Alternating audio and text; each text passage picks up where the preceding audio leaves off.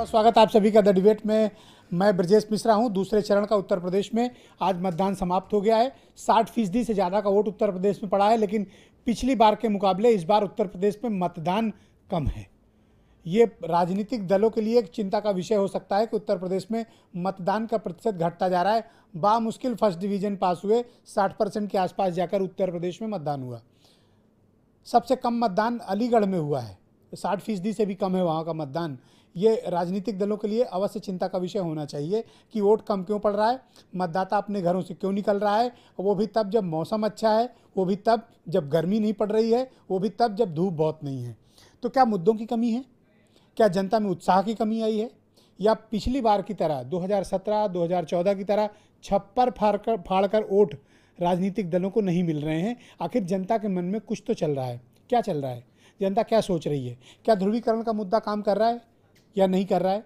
क्या जातियों का मुद्दा इस बार काम किया? क्या जातियां यूनाइट हुई इस बार? किस प्रकार से वोटिंग पैटर्न रहा? वोटिंग पैटर्न का बिहेवियर क्या रहा है? मतदाताओं ने क्या सोचा? उनके मन में क्या था? क्या राजनीतिक दल इसका आकलन करने में इस बार चूक गए हैं? कुछ तो हुआ है, क्योंकि जो कुछ भी हुआ है उससे बेचैनी हर खेमे में है। अगर बीजेपी बेचैन है तो गठबंधन भी उतना ही बेचैन है। कांग्रेस को ये लगता है कि शायद उसके हाथ कोई लॉटरी लग जाए और शायद जनता उसको कुछ दे दे, लेकिन क्या देगी ये जनता ने भी तय किया है, वो किसी को एहसास नहीं हो रहा। तो इस बार जो कुछ भी है बहुत अंदर अंदर है, यानी जनता के मन में किसकी लहर है, जनता के मन में किसकी आंधी है, इसको असेस कर पाना मुश्किल है। मुश्किल कांग्रेस के लिए आज एक लखनऊ में बड़ा एम्बैरेसमेंट हो गया।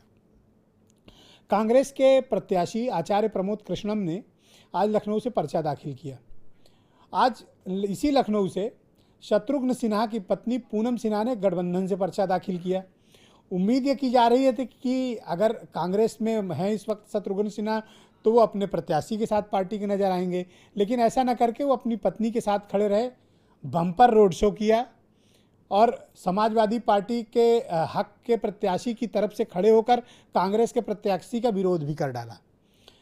राजनीतिक नैतिकता ये कहती है कि शत्रुघ्न सिन्हा को कायदे से कांग्रेस के प्रत्याशी के साथ खड़ा होना चाहिए, लेकिन आचार्य प्रमोद कृष्णम को यहाँ पर कांग्रेस के भीतर से ही गुगली हो गई और शत्रुघ्न सिन्हा अपनी पत्नी के साथ समाजवादी पार्टी के कैंडिडेट के साथ खड़े नजर आए। यही वो कांग्रेस है जिसने सत्यव्रत चतुर्वेदी को मध्य प्रदेश में 6 साल के लिए पार्टी से इसलिए निकाल दिया क्योंकि वो उनके बेटे को कांग्रेस ने टिकट नहीं दिया था और उनका बेटा दूसरी पार्टी से कांग्रेस का टिकट लाया और सत्यव्रत चतुर्वेदी राजनगर में उसके नामांकन में चले गए थे।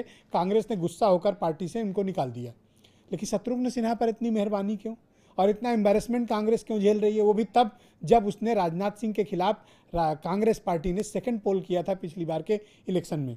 तो कांग्रेस के आंतरिक परेशानियां, आंतरिक गुटबाजी, आंतरिक अंतर्द्वंद, ये कांग्रेस को बड़ा बेचैन किए हुए। आज की डिबेट में हम समझेंगे कि क्या कुछ हुआ। पहले शत्रुघ्न सिन्हा ने क्या कहा आपको वो सुनाएंगे, आचार्य प्रमोद कृष्णम क्यों गुस्सा हो गए ये भी आप सुनिए, और उसके बाद दूसरे चरण का क्या एनालिसिस है, इस डिबेट को आगे बढ़ाएंगे।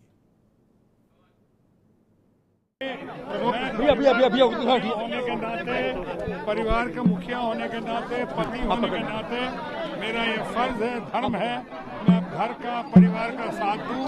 और इसीलिए आपने देखा होगा कि आज इस कार्यक्रम में मैं अपने बच्चों के साथ। शत्रुघ्न सिन्हा जी बहुत वरिष्ठ नेता हैं और कांग्रेस पार्टी के पटना में प्रत्याशी हैं।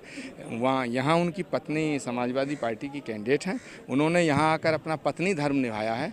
मेरा उनसे निवेदन है कि वो पार्टी धर्म भी निभाएं। समाजवादी पार्टी के और बीएसपी के नेता हैं, उनके मुंह से आपने ये कभी शब्द सुना कि चौकीदार चोर है? कभी बोला? क्यों नहीं बोला? क्यों नहीं? क्योंकि वो नरेंद्र मोदी जी से डरते हैं। उनकी हिस्ट्री है, नरेंद्र मोदी जी के हाथ में सीबीआई है। तो दूसरा चरण आते आते उत्तर प्रदेश में गठबंधन बनाम कांग्रेस की लड़ाई तेज हो गई है। इसमें अगर भीतर घातियों को या अंतर्द्वंद को आप एक तरफ कर दें तो यहाँ पर कांग्रेस को यह एहसास हो गया है कि गठबंधन ने उसकी ज़मीन छीन ली है। लिहाजा राहुल गांधी आज बदायूं में, बदायूं बहुत महत्वपूर्ण जगह है, इसलिए महत्वपूर्ण है क्योंकि वहाँ पे अखिलेश यादव के छोटे भाई धर्मेंद्र यादव चुनाव लड़ रहे हैं और वहाँ से वो सांसद भी हैं। लिहाजा राहुल गांधी का बदायूं जाकर समाजवादी पार्टी बीएसपी पर हमला करना, इसके बड़े रणनीतिक मायने हैं। ये कोई सामान्य बात नहीं है, एक असामान्य घटना है जो आज जूता कांड की वजह से दब गई है खबर। लेकिन ये मसला बड़ा है कि राहुल गांधी ने आज गठबंधन पर पहला अटैक किया है, और अटैक छोटा मोटा नहीं, बड़ा भीषण किया है। अब गठबंधन से उसका क्या पलटवार आता है ये देखना पड़ेगा। तो आज की समग्र डिबेट में हम समझने की कोशिश करेंगे कि जनता के मन में क्या है, शत्रुघ्न सिन्हा ने ऐसा क्या किया, कांग्रेस क्या करने वाली है, राहुल गांधी गठबंधन से क्यों नाराज हैं और क्यों हमला कर रहे हैं, और तीसरे चरण में क्या होगा, मतदाताओं के मन में क्या है। मेरे साथ मनीष शुक्ला हैं भारतीय जनता पार्टी से, संजय अग्रवाल कांग्रेस से हैं, फैजान किदवई समाजवादी पार्टी से, अनिल दुबे राष्ट्रीय लोकदल से हैं, कालीचरण स्नेही साहब बहुत जाने माने दलित चिंतक हैं, मनीष सिंघवी बहुत जाने माने राजनीतिक विश्लेषक, और उत्तर प्रदेश के बहुत ही प्रख्यात दो पत्रकार हेमंत तिवारी जी और राजेंद्र द्विवेदी जी। बहुत बहुत शुक्रिया, बहुत धन्यवाद, थैंक यू सो मच। आप सबने अपना आज शाम बड़ा कीमती वक्त आज की इस डिबेट में निकाला। संजय अग्रवाल जी, इस डिबेट को मैं आपसे प्रारंभ करना चाहता हूँ। सत्यव्रत चतुर्वेदी ने क्या गुनाह किया था कि उनको आपने 6 साल के लिए निकाल दिया, और आज मैंने देखा कि शत्रुघ्न सिन्हा जो आपकी पार्टी के प्रत्याशी हैं पटना साहिब से, वो आके अपनी पत्नी के पक्ष में प्रचार कर रहे थे, रोड शो किया, वो समाजवादी पार्टी के कैंडिडेट हैं, और आपकी पार्टी के प्रत्याशी के नामांकन तक में नहीं गए। देखिए, शत्रुघ्न सिन्हा जी ने जो आज रोड शो में वो अपनी पत्नी के सम्मिलित हुए, इस बारे में उन्होंने पहले से निवेदन किया हुआ था पार्टी से कि यदि उनकी पत्नी, जो कि पहले संभावित प्रत्याशी थी लखनऊ से, अभी प्रत्याशी बन गई हैं लखनऊ से समाजवादी पार्टी की, कि वो उसमें शरीक होंगे। तो उस समय ऐसा निवेदन और ऐसी उन्होंने स्वीकृति कांग्रेस पार्टी से मांगी थी, और आपने मंजूरी दी थी, जो कि कांग्रेस पार्टी ने मंजूरी मिली थी उन्हें, उस समय कंसीडर करने की बात की थी कि हम इस पे विचार करेंगे। ओके। अब आज जो ये घटना घटी है, क्योंकि अचानक से पूनम सिन्हा जी कैंडिडेट भी घोषित हो गई समाजवादी पार्टी की, और एकदम से ये घटना भी घटी कि वो यहाँ पर प्रचार के लिए आज मौके पे नामांकन दाखिल कराने के लिए मौजूद थे। तो इस विषय में मैं तो यही कहना चाहूँगा कांग्रेस प्रवक्ता होने के नाते कि इस विषय में आगे जो निर्णय है वो हमारी पार्टी आला। अच्छा, एक बात मन से कहना, मन पे हाथ रख के कहना संजय जी, आप तो बड़े पुराने नेता हैं, पॉलिटिकली इनकरेक्ट काम किया कि नहीं? अब देखिए, ये राजनीतिक विषय है, ये शासन सत्ता का विषय है। जब आज पूरे देश में आप देख रहे हैं कि एन केन प्रकारेण झूल प्रपंच छल, मतलब आप शत्रुघ्न सिन्हा के मूव को आप इंडोर्स करते हो? इस विषय पे मैं यही कहूंगा, नहीं, आपको दबाव में लग रहे हो। मैं कोई दबाव में नहीं हूं। मेरा स्पष्ट आपसे कहना है कि इसमें इससे ज्यादा इंफॉर्मेशन चूंकि मेरे पास नहीं है। अच्छा, एक बात बताओ संजय भाई, तो ये नैतिकता है? एक बात बताओ, ये नैतिकता है, मोरालिटी ये है? तो सत्यव्रत चतुर्वेदी ने क्या गुनाह किया, उनको 6 साल के लिए क्यों निकाला? अभी तो उस बेचारे पुराने नेता का क्या गुनाह? ये तो ताजे ताजे कांग्रेसी हुए हैं, उनकी तो पुश्तें कांग्रेस में सत्यव्रत चतुर्वेदी की रही हैं। अभी हेमंत जी बताएंगे उनके बारे में। इस बारे में मैं ये कहता हूं कि अभी कहना जल्दबाजी होगी। 1-2 दिन के अंदर आपको पार्टी का क्या इसमें क्या सोचने का नजरिया है वो आपके सामने। पर व्यक्तिगत तौर पर आप भी आहत होंगे इस बात से? नहीं, व्यक्तिगत जब मैं कांग्रेस का प्रवक्ता की हैसियत से यहाँ पे बैठा हूं, तो मेरे लिए सर्वोपरि मेरी कांग्रेस पार्टी है। मैं संजय अग्रवाल, मैं कांग्रेस हूँ, ये कांग्रेस हूँ, तो मैं कांग्रेस की बात करूंगा ना यहाँ पर। भाई हेमंत तिवारी जी को भी थोड़ा पहले आज अर्ली जोड़ लेते हैं हेमंत तिवारी जी को। हेमंत जी थैंक यू जी। भाई सत्यव्रत चतुर्वेदी की तो गर्दन कट गई, उनको तो पार्टी से निकाल के बाहर कर दिया क्योंकि उन्होंने अपने बेटे के नामांकन में चले गए, और उनका बेटा इत्तेफाक से टिकट किसका लाया? समाजवादी पार्टी से, और वो नॉमिनेशन में चले गए। इतने पुराने नेता निकाल दिए गए। आज शत्रुघ्न सिन्हा को आपने देखा कि वो रोड शो में समाजवादी रथ पे तैयार चढ़े हुए थे, और उनके खिलाफ कोई कार्रवाई नहीं हो रही है। आचार्य प्रमोद कृष्णन बेचारे इसी बात से परेशान हैं। देखिए ब्रजेश जी, सियासत में दोगलेपन की इससे ज़्यादा मौजू कोई मिसाल ही नहीं मिल सकती है। यहाँ आदमी कहता कुछ और है, करता कुछ और है। एक जगह उसकी शिनाख्त कुछ और होती है, दूसरी जगह उसकी आइडियोलॉजी एकदम बदल जाती है। दोगला वाला शब्द आप ये कंसीडर कर सकते हो क्या? दोगला मतलब दो तरीके से बात करना, हम यहाँ ये बात कर रहे हैं, वहाँ वो बात मतलब कर ये रहे कुछ हैं। ज्यादा कड़ा शब्द नहीं हो दोगलेपन गया? से खाली साहब ये बताइए, गला एक है, इसी गले से हम एक जगह कुछ और बोल रहे हैं, इसी गले से हम कुछ जगह और बोल रहे हैं, दो गलापन हो गया, ऐसी और इसका मतलब क्या है? ठीक ठीक। मैं इस पर तो 1 घंटे बहस करके डिफाइन कर सकता हूँ। दो गला मतलब गले से आप आवाज निकालते हो, यहाँ आप कुछ और बोलते हो, वहाँ आप कुछ और बोलते हो, यहाँ आप कुछ और करते हो, वहाँ आप कुछ और करते हो, इनके साथ आप सजा देते हो, उनको आप माफ करते हो, यही तो दोगलापन हुआ। और फिर कह रहा हूँ, सियासत के दोगलेपन की इससे मौजू कोई मिसाल नहीं मिलेगी। मैं तो समझ रहा था, मुझे लग रहा था कि आज पूरा लखनऊ हंस रहा होगा, लेकिन बाद में मुझे इस बात का यकीन हुआ कि पूरा देश हंस रहा है। ये बड़ी पार्टियां हैं, अगर ये इस तरीके का आचरण सबके सामने, किसको आप बना रहे बेवकूफ? पब्लिक क्या समझे? पब्लिक correct बात है। शत्रुघ्न सिन्हा को समाजवादी पार्टी के जुलूस में सही समझे, या शत्रुघ्न सिन्हा को पटना साहिब में एक कांग्रेस का मजबूत कैंडिडेट समझे? नंबर 1 बात। दूसरी बात ब्रजेश जी, मुझे शत्रुघ्न सिन्हा की बुद्धि पर तरस आ रहा है। विवाह के इतने वर्षों बाद उन्होंने पूनम सिन्हा को यहाँ भेज दिया। मैं अगर होता तो मैं अपनी पत्नी को भी अगर किसी धर्मस्थल पर दर्शन के लिए भेजूं तो देखूंगा कि सब कुछ सुरक्षित है कि नहीं है, रास्ता सुरक्षित है, रहने की व्यवस्था सुरक्षित है, दर्शन सुरक्षित है कि नहीं सुरक्षित है। ये बहुत भारतीय समाज में ये बहुत नैतिक प्रत्याशा होती है किसी पत्नी की, किसी परिवार की। अभी आज उन्होंने क्या अपने भाषण में कहा कि मैं अपने परिवार के साथ परिवार के लिए आया हूँ, ठीक है, इसमें कोई शक नहीं। मैं तो कहता हूँ इनसे लाख गुना बेहतर जयवीर सिंह हैं। उनके लड़के को, वो बसपा से भाजपा में आ गए, उनके लड़के को कांग्रेस ने गौतम बुद्ध नगर से टिकट दिया, उन्होंने ऐलानिया लिख दिया, लिख के भेज दिया कोर्ट में, अखबारों में इश्तहार छपा दिया कि मेरा इससे कोई रिश्ता नहीं है। हाँ। राजनीति अच्छा, में चुनाव के बाद भी मतलब रिश्ता नहीं रहेगा या चुनाव तक? सिन्हा, जनाब मुझे ये बताइए ब्रजेश जी, आपका इतना तजुर्बा है कि क्या ये शत्रुघ्न सिन्हा को नहीं पता है कि लखनऊ किसके लिए सुरक्षित सीट है, इसके देश दुनिया जानती है। अटल बिहारी वाजपेयी के जमाने से ये बहुत भाजपा की सुरक्षित सीट मानी जाती है, और अटल बिहारी वाजपेयी की खड़ाओं पर लालजी टंडन यहाँ जीते। ऑलराइट हेमंत जी, बम्पर रोड से राजनाथ सिंह जीते। ऑलराइट हेमंत जी, मैं मनीष शुक्ला है तो एक तो डिसीजन पारिवारिक, माफ कीजिएगा, एक मिनट समाप्त कर रहा हूं जी, समाप्त करें। पारिवारिक दृष्टि से भी अगर उन्होंने किया तो उन्होंने गलत निर्णय लिया। और कायदे की बात है, कांग्रेस को बड़ा कलेजा दिखा करके राहुल गांधी को आगे आकर के बदायूं में बात बोलने के पहले उनको शत्रुघ्न सिन्हा से इस्तीफा ले लेना चाहिए, पटना साहिब सीट छुड़वा देनी चाहिए, अपोजिशन जीते कोई जीते। ये नैतिकता कहती है, और ये देश ऑलराइट हेमंत जी, ओके हेमंत जी, प्रत्याशा रखता है। Alright Manish ji, thank you so much.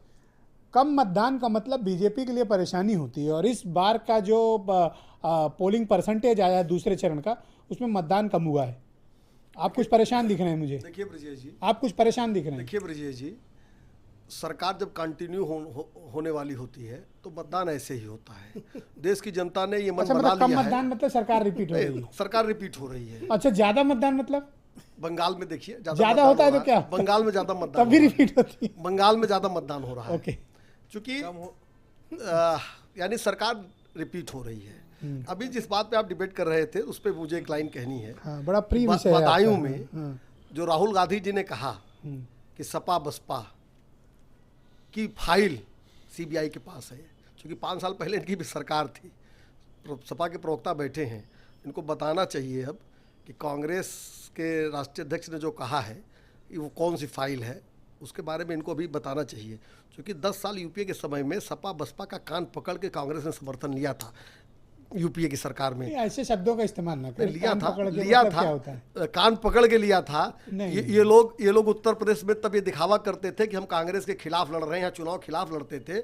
और यूपीए में चाहे सरकार सपा की हो तो सपा सरकार में रहते हुए बसपा विपक्ष में रहते अच्छा, हुए। आपको दिलचस्पी है कि इनको आज राहुल गांधी ने इनको भला बुरा कह दिया, इसमें हमारी क्या आप आग लगाना चाहते हो? राहुल गांधी जी की बात को इतनी गंभीरता से इसलिए नहीं नहीं लेता। लिए होते तो क्यों मैंने इसीलिए इसीलिए मैंने इस बात को कहा, इसलिए नहीं लेता कि आप सपा बसपा के लोगों को तो बता रहे हैं कि सीबीआई की जांच हो रही है। यहाँ शत्रुघ्न सिन्हा सपा के साथ खड़े हैं, आपके पाटली, अरे पटना में आपके उम्मीदवार हैं, तो वो जो राहुल गांधी जी का नॉन सीरियसपन है ये दिख रहा है बदायूं के बयान से। मैंने इसलिए इस विषय को उठाया है।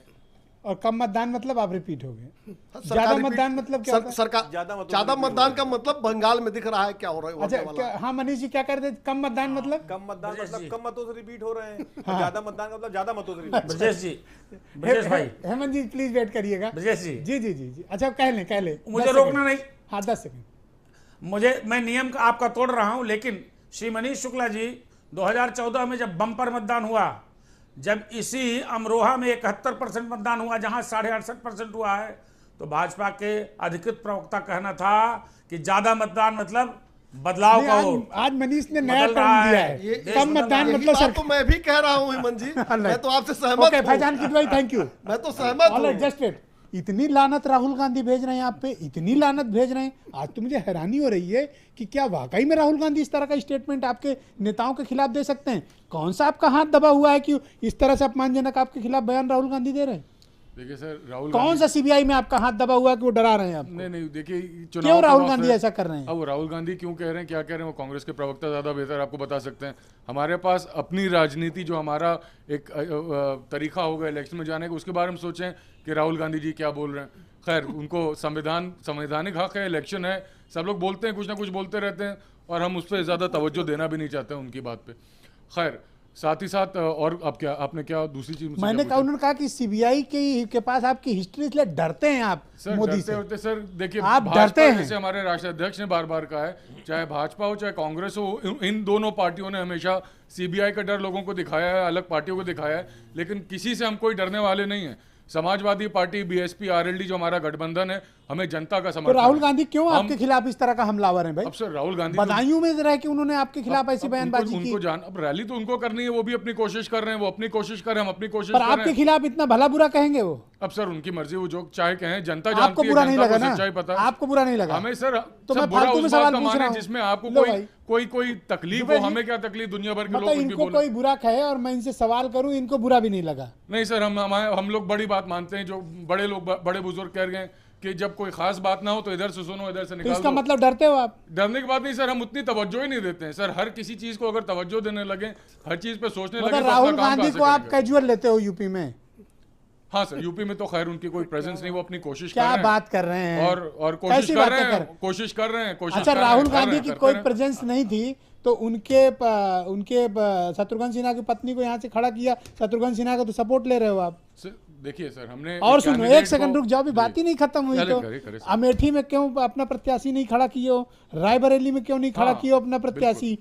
बागपत में क्यों नहीं खड़ा किया? मुजफ्फरनगर में क्यों नहीं खड़ा किया? क्यों? देखिए मैं आपको बताऊं सर, जहां वही जो हेमंत जी कह रहे थे, रायबरेली कितने और वाले अमेठी हेमंत की जी? बात दो है। ना? नहीं, जहां तक रायबरेली अमेठी की बात है, वो उनका गढ़ है, एक गुडविल जेस्चर होता है सर। हमने गुडविल जेस्चर के तौर पे वो दो कोई गुडविल जेस्चर नहीं, डरते हैं आप कांग्रेस से। सर, डरने की कोई बात ही नहीं, कांग्रेस से क्या डरेंगे, बदायूं में जिनका गुडविल उत्तर जेस्चर प्रदेश दिखा में रहे कुछ हैं। नहीं रखा है। अच्छा, बाकी अच्छा, एक जहां बात उनका बताओ, है, वो धर्मेंद्र भाजपा यादव को कौन है? हराने की पोजीशन धर्मेंद्र- में है, वहां हम कह भी चुके हैं, वहां जाके मुस्तैदी से लड़ें। यहाँ पे वो इलेक्शन जो लड़ रहे हैं, यहाँ पे सिर्फ समाजवादी, बीएसपी, आरएलडी का वोट काटने के चक्कर में है, ताकि भाजपा का फायदा हो जाए। लेकिन जनता समझदार है, जनता आप सही बात समझदार है, बोली। जनता इन बातों में नहीं ये फंसने आप वाली। बोले सही बात। हमारा वोट काट नहीं पाएंगे, काटेंगे। भाजपा का फायदा नहीं ठीक कर करेंगे पाएंगे। आपको वो। जनता, अरे सर, अरे कोई ठीक कुछ कर देंगे नहीं। आपको वो। हाँ, आपको ठीक कर देंगे वो। अरे सर जाइए, क्या सर जाइए? जाइए। क्या कोई ठीक जो है सर, कोई नेता किसी को ठीक नहीं करता है। जनता ने सोच लिया, जो जनता वो करके रहती है, और इस बार जनता ने मन बना लिया कि ठीक नहीं, क्या किनको कर करना लेंगे है, आप? ठीक किनको करना है, वो है नहीं, मोदी क्या साहब। कर लेंगे आप? जी, क्या कर लेंगे? कर क्या लेंगे सर, हम अपना काम कर रहे हैं, हम अपने इलेक्शन में जा रहे हैं, अपना प्रचार कर रहे हैं। अच्छा, एक जनता बात से बताओ, कर रहे हैं। धर्मेंद्र यादव कौन? अखिलेश यादव भाई है ना? जी। उनके संसदीय क्षेत्र में जाकर आपके खिलाफ ऐसा बयान राहुल गांधी दे रहे हैं। अरे तो सर, वो कोशिश तो करेंगे, बेचारे को कोशिश तो करने दीजिए। अगर वो आपकी कोशिश नहीं हिम्मत नहीं करेंगे है तो कि आप कैसे चौकीदार राजनीति चोर है, है? बोल पाएंगे सब उन्होंने कहा। सब लोग कोशिश करें, बेचारे। एक दूसरे को काउंटर करते हैं। बस इतना होना चाहिए कि जब आप इलेक्शन में जाएं तो भाषा का बस ख्याल रखें, बाकी आप काउंटर करें, सब कुछ करें, जनता तो जनार्दन आज होके राहुल आखिर गांधी की जनता भाषा से ठीक करेंगे। थी? अब भाषा सर, जो उन्होंने बोला, उन्होंने अपना हिसाब से कुछ टिप्पणी करने की फिर कोशिश डर की। गए? अरे सर डरने की बात नहीं है, अगला टिप्पणी कर रहा है उसको करने दीजिए, बेचारे कोशिश कर रहे हैं उनको भी करने दीजिए, सबको हक है, संविधान में हक दिया है। बेचारे हाँ सर, एक बात जरूर कहना चाहूंगा, राहुल गांधी जी का बयान आपने चलाया था उनका बयान कि वो कह रहे थे कि चौकीदार चोर है, कभी क्यों नहीं बोला एसपी बीएसपी ने। तो मैं ये बड़े सम्मान के साथ राहुल गांधी जी और जो भी कांग्रेस के लोग हैं उनसे कहना चाहता हूँ, ये हमारे संस्कार नहीं है। हम जब जाते भी हैं चुनाव में, किसी से अगर हमारा इख्तलाफ भी होता है राजनीतिक तौर पे, तो हम ये बात सफा कहेगी, ओ माय गॉड, भाषा का ख्याल रखते हैं। दुनिया की कौन सी गाली गलौज है जो आप लोग नहीं करते? हम लोग कुछ नहीं सर, हम लोग भाषा का ख्याल रखते हैं, हम गलत भाषा का इस्तेमाल नहीं करते हैं सर। ऑलराइट अनिल दुबे जी, कांग्रेस चाहती क्या है, उसका इरादा क्या है? एक तरफ देखो कैसा स्टेटमेंट आज दिया, आपको बुरा लगा, मैं समझ सकता हूं, लेकिन कांग्रेस चाहती क्या है उत्तर प्रदेश में? ये उनको तय करना है कि उनको लड़ना किससे है। आज सुना नहीं आपने? ये वो तय करें, हमारा तय है। आपकी भी कुछ हिस्ट्री बता रहे थे। हमारा एजेंडा तय है, हम भारतीय जनता पार्टी से लड़ रहे हैं। हमारा बिल्कुल क्लियर है कि हम उत्तर प्रदेश में बीजेपी से लड़ रहे हैं और बीजेपी को जो है परास्त करके आ रहे हैं। आज दूसरे चरण का भी मतदान हुआ, दूसरे चरण में भी जिस तरह का रुझान है, जिस तरह का जनता ने मत दिया है, उससे आज भी ये दूसरा चरण भी भारतीय जनता पार्टी। वोटिंग कम क्यों हुई? नहीं, वोटिंग कम हुई, सरकार के खिलाफ है लोगों में उत्साह नहीं है भारतीय जनता पार्टी। ये नया इक्वेशन है, मतलब कम वोटिंग मतलब सरकार के खिलाफ? नहीं, सरकार के खिलाफ। मनीष जी कह रहे कम वोटिंग मतलब ये वो क्या कह रहे हैं आज मथुरा का देख लीजिए भाई, वहां पे आए थे, धर्मेंद्र भी आए, कहने लगे मैं पानी की टंकी पे चढ़ जाऊंगा। हमको तो लगता है उनको पानी की टंकी पे चढ़ना पड़ेगा। अच्छा, बिल्कुल चढ़ना पड़ेगा। तो आप जो दूसरे चरण का मतदान है वो भारतीय जनता पार्टी के खिलाफ है, क्योंकि भारतीय जनता पार्टी ने जनता के साथ देख छल लो, करने कहीं का ऐसा काम ना हो किया। कि जनता हैंडपंप का हत्था लेके चली गई हो। जनता हैंडपंप के बगैर जीवन चल ही नहीं सकता। घर के हर आंगन में नलका है, हर आंगन में नलका है, और लोग लगा के रखते हैं जो पानी का प्रयोग करते हैं। तो इसलिए पर कांग्रेस का आचरण आपके लिए ठीक है? नहीं, कांग्रेस का आचरण किसके लिए? नहीं, वो ऐसी अपने बात लिए कहना। देखिए, एक बात बताओ, आप तो सीनियर आदमी हो, ऐसी भाषा बोलनी चाहिए नहीं। वो कौन, मैंने कहा ना कि हमको ये तय करना है कि हमें किससे लड़ना है। हम इस समय भारतीय जनता पार्टी से हिस्ट्री सीट है जो इनके बारे में ऐसी बातें कहेंगी? हम कौन सी है? हम सारे लोग, हम लोग इस समय भारतीय जनता पार्टी से लड़ने का काम करेंगे। इन बातों के लिए बाद में तय करेंगे, पहले हम बीजेपी से लड़ लें। जो जरूरत है, देश की जरूरत है, देश की मेरे ऊपर जनता आरोप है कि मैं इन्हें लड़ा रहा हूँ, कहे राहुल गांधी। मैं सवाल करूं तो मेरे ऊपर आरोप है कि मैं लड़ा रहा हूं। नहीं, हम अरे मत लड़ो, आपको भला बुरा उन्होंने कहा, मेरे से क्या मतलब एजेंडा क्लियर है, मेरा कुछ नहीं जा रहा। वही कह रहा हूं सर, हम गलत जबान का इस्तेमाल नहीं करेंगे। भाजपा के स्तर पे हम नहीं जा सकते। वो जो गाली देने वाला होता है सर, वो भाजपा वाला हमारा नहीं। देखिए, एक लार्जर पर्सपेक्टिव में आपसे सवाल करता हूं, क्योंकि सेकंड फेज में शेड्यूल कास्ट, शेड्यूल ट्राइब के बहुत ढेर सारे नागरिक लोग हमारे रहते हैं उधर। क्या चल रहा है आप लोगों के मन में? दलितों के मन में क्या है उत्तर प्रदेश में? देखिए, बदलाव की बात तो चल ही रही है, इसमें कोई शक नहीं है। सारे देश में जो लहर है कि बदलाव हो, और बदलाव में सबसे बड़ी बात यह है कि जो संविधान की सुरक्षा पहला मुद्दा है, और संवैधानिक संस्थाएं, दलितों की सुरक्षा, अल्पसंख्यकों की सुरक्षा, ये पहला मुद्दा है। हम देख रहे हैं कि विगत कुछ वर्षों से जिस तरह का वातावरण बना है, आपस में जो एक नफरत का माहौल बना है, और दलितों के साथ जो नाइंसाफ़ी लगातार हो रही है, मैं ये नहीं कहता हूँ कि भाजपा उसमें कुछ कर नहीं रहे, बहुत से प्रयास किए हैं, लेकिन फिर भी कोई इस तरह का नहीं हो पाया जिसमें दलितों का जो अंदर उसका डर है वो अपने आप को। ओवरऑल मैसेज क्या है दलितों में? थोड़ा दलितों के मन के अंदर क्या क्या चिंताएं चल रही हैं आप लोगों? अब देखिए, खासकर देखिए, आप देखते हैं कि जो रिजर्वेशन वाली पॉलिसी थी या 200 पॉइंट रोस्टर की प्रणाली थी, इन सब में आंदोलन करना पड़ा, तब जा करके है। माननीय प्रधानमंत्री जी खुद कहते हैं कि हम गरीबों की पीड़ा के साथ हैं, हम स्वयं पिछड़े वर्ग से हैं। यदि सचमुच में वो ऐसा ही सोचते हैं तो स्वाभाविक रूप से दलितों पर या जो हाशिए का समाज है उस पर किसी तरह का अत्याचार उनके शासन में तो नहीं ही होना चाहिए था। तो आपका क्या मानना है कि इधर 5 वर्षों में दलितों के साथ अत्याचार बढ़ा? नहीं, मतलब ये है कि देखिए, लगातार पहले से भी दोनों तरफ चल रहे हो। एक बात रखो। नहीं, देखिए, अभी कहते हो कि हाँ ये भी है, फिर वो भी है, एक बात रखिए। नहीं, ये बात सही है कि पहले की जो कदम आगे, 1.5 कदम पहले की जो सरकारें थी, ये सही है कि भले ही अत्याचार होता हो, लेकिन ऊपरी तौर पर नहीं लगता था कि सरकारी संरक्षण प्राप्त है। अब ये लगता है जैसे सबीरपुर की घटना है या कहीं है, तो हम ये नहीं कहते सरकार संरक्षण प्राप्त है, लेकिन सरकार का भय लोगों में नहीं है। जो उत्पीड़न करते हैं वो एक तरह से अपने आप को समझते हैं कि ये तो हमारा हक है, हम करके रहेंगे। तो क्या ये चुनावी मुद्दा है? कोई नहीं, पॉलिटिकल स्वाभाविक पार्टी है। इसको देखिए- इशू क्यों नहीं बना देखिए रही है? असल में अगर इतना बड़ा मुद्दा है तो बनाना चाहिए था। नहीं, तो दलितों ने तो बनाया हुआ है, हाशिए के समाज ने बनाया हुआ है कि हमारी अस्मिता, हमारा स्वाभिमान, हम क्या खा सकते हैं, क्या पहने, किस घोड़ी पर चढ़ें, हम शादी किस तरह से करें, हम अपने कंठ की आज़ादी, हमें नौकरियां मिलें, बैकलॉग भरा जाए, निजी क्षेत्र में आरक्षण हो। अब जबकि आप देख रहे हैं कि देखिए अब IAS में तो अभी जो है किस तरह से किया है, 9-10 लोगों को सचिव बना दिया गया है, जिसका सारे देश में विरोध हो रहा है। तो आखिरकार नौकरियां जो जा रही हैं, तो नौकरियां, पर वो तो लेटरल एंट्री से बनाया है ना, उसका क्या, उससे आपको क्या? नहीं, तो उसमें दलितों को तो कोई नहीं बनाया है, माने जिसमें अभी हम देख रहे हैं फेसबुक। तो वो तो कह रहे हैं हमने मेरिट पे उनको ज्वाइंट नहीं, तो सेक्रेटरी मेरिट बनाया क्या, दलितों में कोई मेरिट नहीं है। बाबा साहब संविधान बना सकते हैं, बहन जी यहाँ 4 बार सरकार बना सकती हैं, राष्ट्रपति जी हमारे हो सकते हैं, और तो लोकसभा स्पीकर मीरा कुमार जी हो सकती हैं, तो हम डिमेरिट कहाँ हैं? और सबसे बड़ी परीक्षा जो IAS की है, IAS की जो परीक्षा है, उसमें जाकर के अभी जाकर के कनेक्शन ने टॉप किया है। तो ये कैसे मान लें? ये तो केवल माना कि नहीं भी है, उनसे कमतर भी हैं, तो अभी सरकार का फर्ज है कि कमजोर वर्गों को प्रतिनिधित्व दे। उन्हें दिखाना चाहिए था, यदि 9 लोग बनाए हैं तो OBC और SC के कम से कम 3 लोग 4 लोग तो रख ही लेते। ये दिखाना चाहिए, दिखना भी तो चाहिए फील्ड में। मतलब आप प्रेम करते हैं तो प्रेम दिखना भी चाहिए। जी, प्रेम करते हैं तो प्रेम दिखना भी चाहिए। हाँ, नहीं, असल में संवैधान है कि ये संरक्षण, जो अल्पसंख्यक हैं, जो हाशिए का समाज है, जो बहुत दबे कुचले लोग हैं, संवैधानिक संरक्षण सरकार की तो क्या आपको लगता है लेटरल एंट्री के जरिए जो ज्वाइंट सेक्रेटरी रखे गए कोई बड़ा मुद्दा है? नहीं, बिल्कुल है मुद्दा, बिल्कुल बड़ा मुद्दा है। नौकरियां समाप्त हो रही हैं, कई पद समाप्त कर दिए गए हैं। भाई दलितों के पास ले दे करके नौकरी ही एक सहारा बचती है, जमीन है नहीं उसके पास, उद्योग धंधे है नहीं, पकौड़ा तल नहीं सकता, क्योंकि दलित का पकौड़ा कौन खाएगा? बड़ी मुसीबत है। यदि पकौड़ा भी तलना पड़े तो बेचारे दलित जातियां, उनके साथ कौन खा? शौकिया तौर पर भले ही राजनेता उनके घर पहुंच जाएं, लेकिन वैसे कौन उनके साथ करना पड़ता है?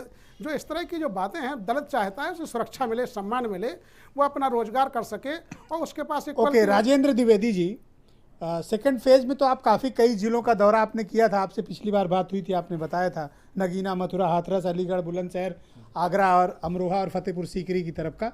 तो इस बार वोटिंग पैटर्न क्या रहा, मतदाताओं का व्यवहार क्या है? देखिए ब्रजेश जी, मैं सबसे पहले आपको करेक्ट कर दूं कि मतदान प्रतिशत घटा नहीं, बढ़ा है। अच्छा, 0.43% बढ़ा है, 5% बढ़ा है। ये ओवरऑल 8 सीटों का बता रहे हैं या इंडिविजुअल सीटों का? वहाँ सर्वाधिक हुए हैं जी। नहीं, ऐसा है, ये आयोग का जो आंकड़ा है हमारे पास अभी आया है, जी, इसमें जो सुरक्षित सीटें हैं जी, इसमें परसेंटेज ज़्यादा बढ़े हैं। जैसे हाथरस में 2% बढ़ा है, आगरा में और बुलंदशहर में 4% वोट बढ़ा है, मथुरा में और अमरोहा में 4% और 3% कम बढ़ा है। इस दूसरे चरण के चुनाव में 8 सुरक्षित सीटें हैं, 8 सीटों में से 4 सुरक्षित सीटें हैं। इन 4 सुरक्षित सीटों में मतदान प्रतिशत बढ़े हैं, केवल नगीना में 0.1% कम हुआ है। इसका क्या संकेत है? चलिए इस पे फिर और डिबेट कर लेंगे कि परसेंटेज क्या था, इसके मायने क्या हैं? इसका मतलब यही हुआ कि बदलाव चाहते हैं लोग। सर आपसे थोड़ी ना पूछा हूँ सर, आपका नाम राजेंद्र द्विवेदी थोड़ी है। आप जैसे बात हो रही थी, मैं 3 पार्ट में बता रहा हूँ। जैसे आज बदायूं में आपने कहा कि राहुल गांधी ने सपा बसपा पर हमला किया, तो उसका कारण ये कि तीसरे चरण में चुनाव है और धर्मेंद्र यादव वहाँ के सपा के सांसद रहे, वहाँ के सपा सांसद को बीएसपी का सपोर्ट नहीं मिल रहा जमीनी स्तर। ये रिपोर्ट राहुल गांधी के पास थी। तो मुस्लिम बाहुल सेट होने के कारण उन्होंने ये प्रयास किया कि अगर यहाँ सीधा हमला करेंगे तो सलीम शेरवानी वहाँ के प्रत्याशी हैं, कांग्रेस के मजबूत प्रत्याशी माने जाते हैं, तो हो सकता है कि जो दलित इनको नहीं पसंद करता या बीएसपी का कैडर धर्मेंद्र यादव को सपोर्ट नहीं कर रहा, उनके पास रिपोर्ट थी, उस आधार पर उन्होंने सीधा हमला बोला।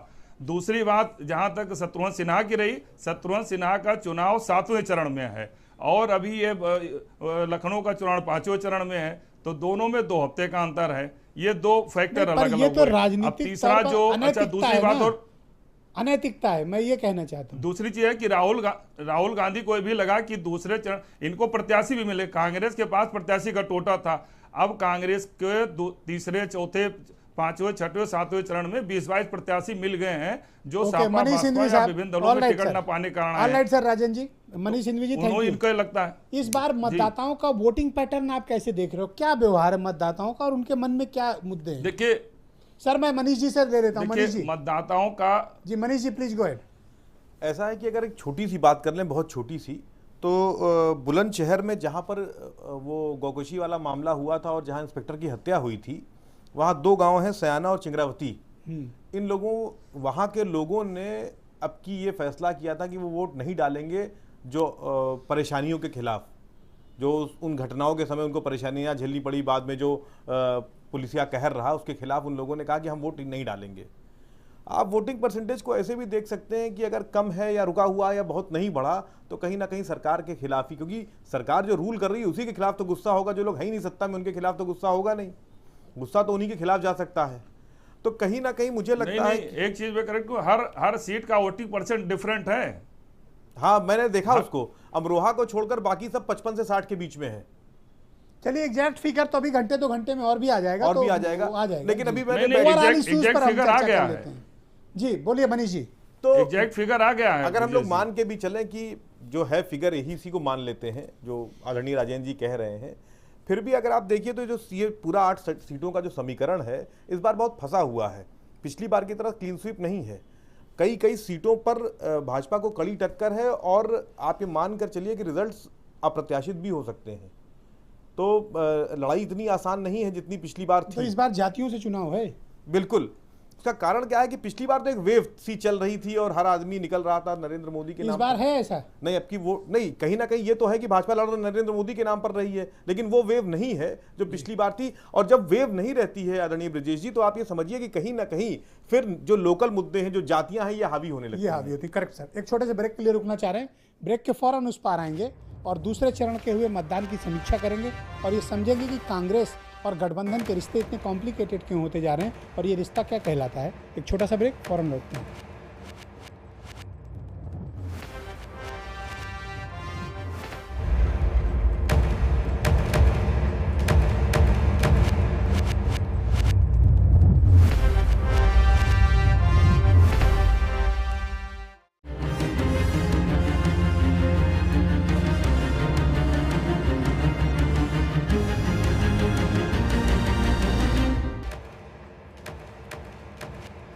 तो दूसरे चरण का मतदान आज उत्तर प्रदेश में संपन्न हो गया।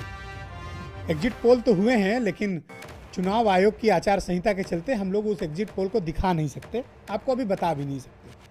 लेकिन जब अंतिम चरण का मतदान हो जाएगा उसके फ़ौरन बाद आपको बताएंगे कि उत्तर प्रदेश का किधर जा रहा है, उत्तर प्रदेश क्या सोच रहा है, यहाँ के मतदाताओं के मन में क्या है। लेकिन एक सवाल है जो बार बार सबके मन में आ रहा है कि इस बार मतदाताओं में चुप्पी क्यों है। मतदाता इस बार किसी को कुछ हवा क्यों नहीं लगने दे रहा है, उसके मन में क्या है, इसको समझने में इस बार सबसे ज़्यादा कठिनाई आ रही है। कोई भी पॉलिटिकल पार्टी कितना भी बड़ा एक्सपर्ट हो, कितना भी बड़ा ओपिनियन मेकर हो, कितना बड़ा एग्जिट पोल कराने वाले हो, सब इस बार सांस बांध कर बैठे हैं, क्योंकि उत्तर प्रदेश में इस बार मतदाता किसी से खुल नहीं रहा है। वो ये बता नहीं रहा है कि उसके मन में क्या है, वो क्या चाहता है, उसके मुद्दे क्या हैं। इस बार मुद्दों की क्लैरिटी भी बहुत कम मिल रही है। तो इसका एक संदेश ये जा रहा है कि इस बार उत्तर प्रदेश में जातियों का चुनाव है।